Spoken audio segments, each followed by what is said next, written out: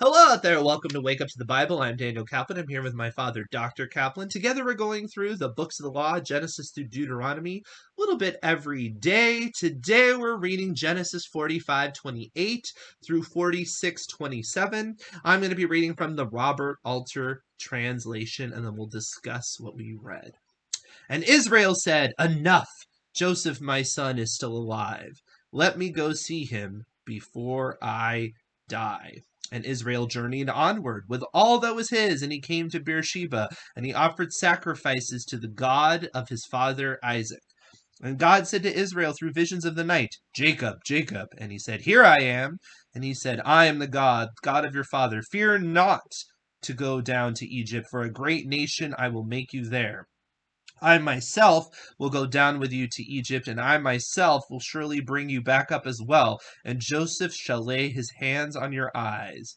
And Jacob arose from Beersheba, and the sons of Israel conveyed Jacob their father and their little ones and their wives in the wagons Pharaoh had sent to convey him. And they took their cattle and their substance that they had got in the land of Canaan, and they came to Egypt, Jacob and all his seed with him, his sons and the sons of his sons with him, his daughters and the daughters of his sons, and all his seed he brought with him to Egypt. And these are the names of the children of Israel, who came to Egypt: Jacob and his sons, Jacob's firstborn Reuben, and the sons of Reuben, Enoch and Palu and Hezron and Carmi, and the sons of Simeon, Jemuel and Jamin and Ohad and Jachin and Zohar, and Saul the son of the Canaanite woman. And the sons of Levi, Gershon, Kohath, and Merari.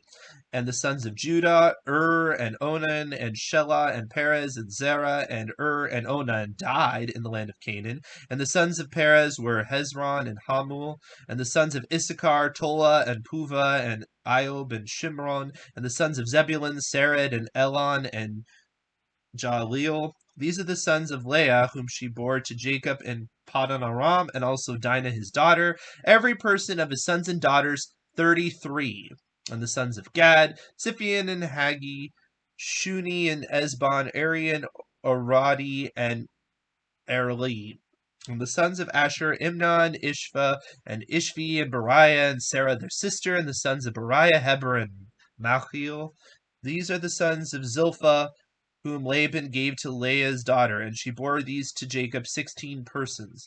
The sons of Rachel, Jacob's wife, Joseph and Benjamin, and to Joseph were born in the land of Egypt, whom Asnath, daughter of Potipharah, priest of On, bore to him, Manasseh and Ephraim. And the sons of Benjamin, Bela and Becher and Ashbel, Gera, Naaman, Ehi and Rosh, Mupin and Hupin and Ard. And these are the sons of Rachel who were born to Jacob, 14 sons in all. The sons of Dan, Hushim, and the sons of Naphtali, Jazil and Guni and Jezer and Shillem. These are the sons of Bilhah, whom Laban gave to Rachel his daughter, and she bore these to Jacob, 7 persons in all. All the persons who came with Jacob to Egypt, issue of his loins, aside from the wives of Jacob's sons, 66 persons in all. And the sons of Joseph who were born to him in Egypt were 2 persons, and all the persons of the household of Jacob coming to Egypt were 70. All right, so we get a nice little summary of the family tree. It's quite an elaborate one, so it is nice just from a narrative standpoint that it kind of summarizes it all for you as an audience, because that was a lot to keep track of up to this point.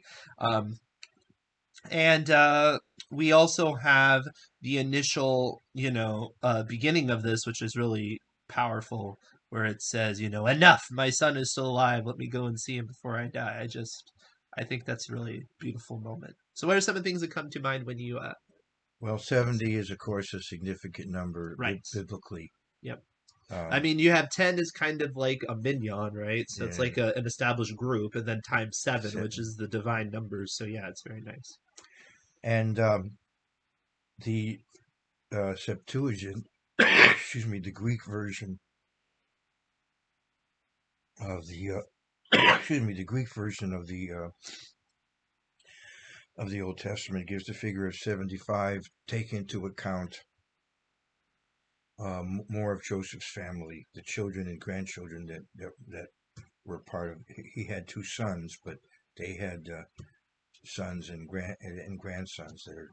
So we wind up with 75 in the Septuagint, Hmm. and that's the figure that is quoted in Stephen's long Right. discussion, their summary of the history of the nation. Right. There the Septuagint version is used. It's not a problem. It's just a matter of how how you just choose to how many people you choose to include in the count. Right. 75 is also a significant count in terms of the significance of the number five in the Bible. So it's not problematic or shouldn't be. Right. And I Uh, think you have to take that into consideration whenever numbers are thrown out, especially numbers with significance, is that the author is making a point and it doesn't make it not true, but they might be coming to that number in a specific way to right, make the point, right. which doesn't preclude other information being valid. Yeah, right. Um, then also it's interesting when God does appear to Jacob, just one on one, as it were. He calls him Jacob, Uh-huh. so he Yeah, that he, is he interesting. hasn't totally forgotten that name, No, yeah, even though that's true. he changed his name to Israel. But Uh-huh. here he calls him Jacob. Yeah. That may be a matter too of keeping a certain humility there Yeah. when he deals with him. Right. It reminds me of the scripture Malachi 3:6, where he says, I am the eternal, I change not. Therefore, you sons of Jacob are not consumed. He's stressing there, I think, perhaps the fact that the fallibility of Israel, and even though they often fall short of the mark and are punished, but God keeps them, He preserves them in any case. Yeah. It does parallel with the Abraham too, Yeah, which yeah. is it shows you the gravity. And like I said, I was kind of joking around about the Beverly Hillbillies, but this is a very serious matter in terms of uprooting your entire culture and moving it to another one, especially one that you would have your apprehensions about because Egypt was not a particularly biblically minded place. So, to get this reassurance would make a lot of sense. Now also we see the heritage being passed on. Right. He comes to Beersheba, which is significant from earlier days, Hmm. and then he makes sacrifices to the God of his father Isaac. Yes. So that's important. Yes. Now, as we get down to the count, I think it's at the end of the count where it says that Joseph and uh, and uh, and Joseph was in the land of Egypt. Let me see. There's a comment here where What are you getting at? um, that when he comes to Joseph, uh, Well, we haven't gotten there yet. no, I don't mean that, but I mean when it talks about the count. Okay, let's see. Uh, Now these were the names of the. Rachel? Now these were the names of the children. Okay, Uh huh. it and then it keeps going. Yes. Okay, all these various names. Right. Um, I'm just not sure what you're looking for. um, there, there's a reference to Joseph as being in Egypt, uh, but well, I'll find a All reference. these persons who came with Jacob to Egypt? Is that what you're talking about? Uh, there's a certain statement about Joseph being in Egypt, which That's 20. whereas there's a And to Joseph, we're born in the land of Egypt? That one? I don't think that's the one, but I'll find it. Okay. The point I'm bringing out is that there's a certain redundancy that Jewish tradition finds. There's a certain list of the names. I'll find it, and then it talks about Joseph being in Egypt, and the Jewish tradition is, well, yeah, of course we all know that he was in Egypt. Why repeat it at that point? And the idea was that he was in Egypt, but he remained Joseph. And that's the point I'm Uh, bringing out. That Joseph goes to Egypt, but he's not overcome by the environment in Egypt. right. He retains the training that he had from his father, Right. evidently.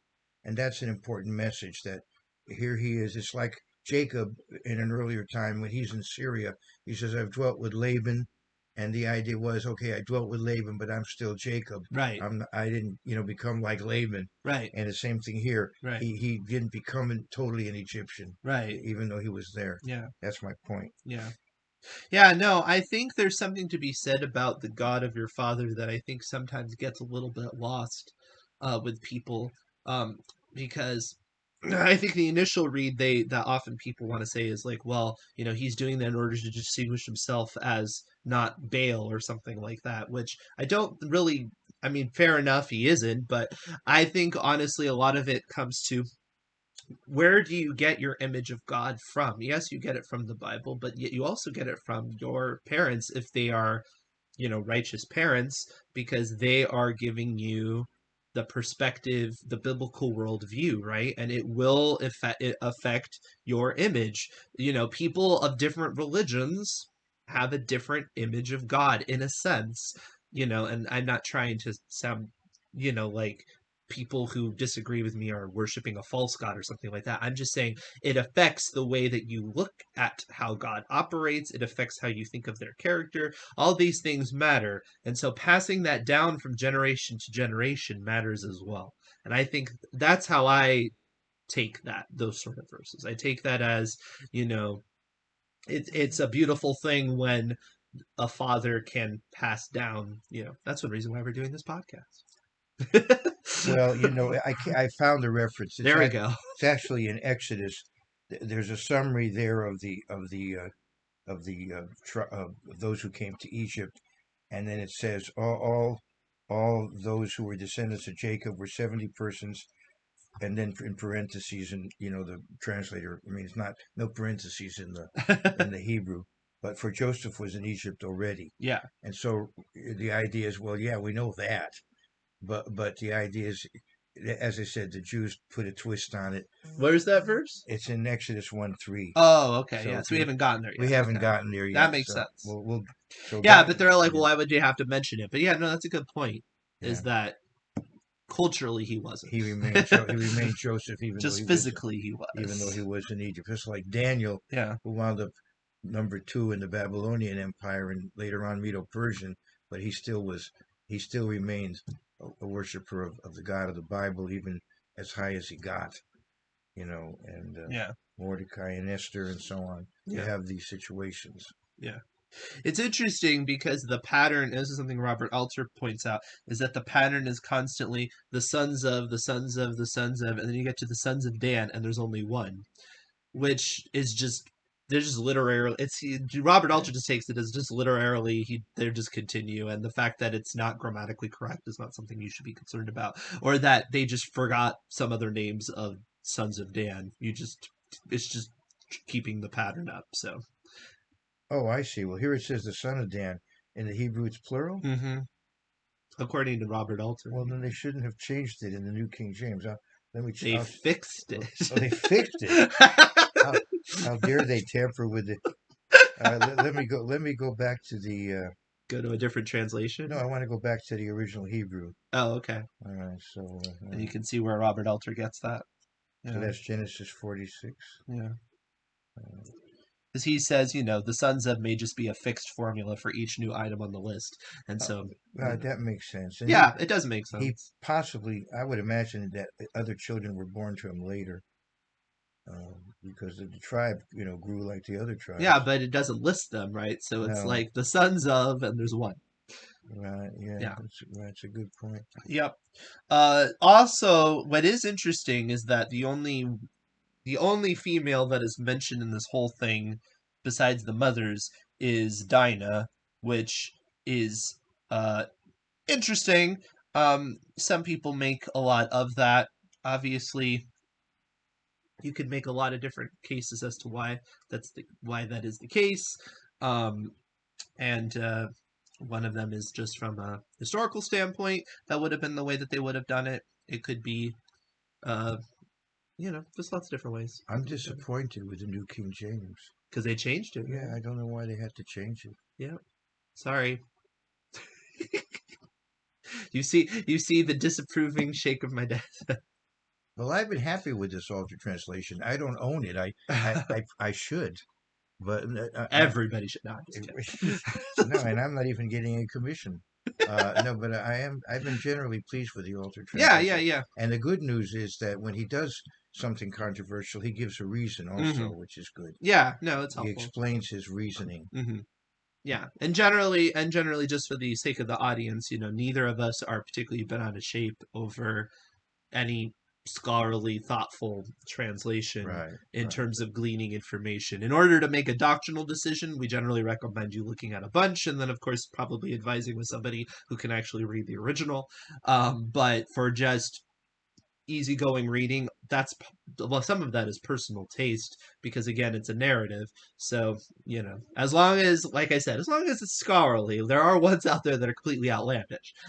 But there are lots of scholarly ones that make different decisions for different reasons, Right. and sometimes even if it's a little bit of a paraphrase, and it still might help you get to meaning. So I'm not going to get And too upset about it. normally a translation will have an intro, and they'll give all Yeah, their background, right, who's involved, and right. why they're doing it the way they're doing it, and all the rest. So Yeah, I mean, yeah. There's a few that are fairly standard that are pretty respected right. that are reasonable enough that you don't have to just disregard out of hand. Um, you know, Again, it comes to a personal preference. All right. Any other comments about this as everybody makes the big jump, the big migration?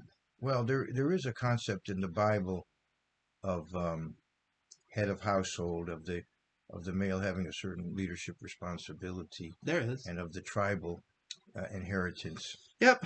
generally passing through the Yep. male. Yep. And now, if there are no male heirs, then yes, a Mm-hmm. woman inherits Mm-hmm. the tribal inheritance, and then Right. then she's asked to marry within the tribe to Right. keep it there. Right. But there's a certain leadership role given to males in the family, as controversial as that may sound in 2021 in the United States. But it wasn't always controversial, but it is now, I guess. It is. Yeah. Yep.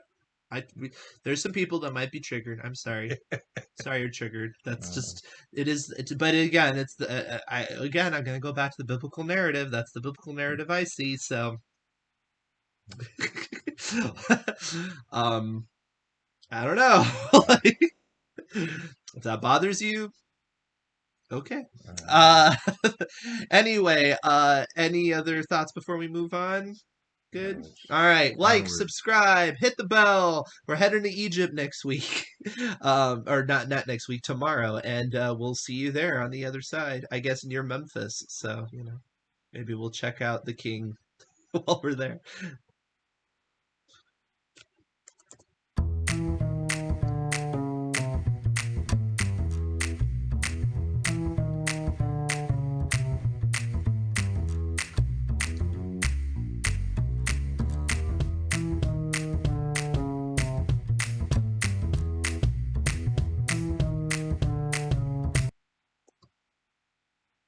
I suppose that's what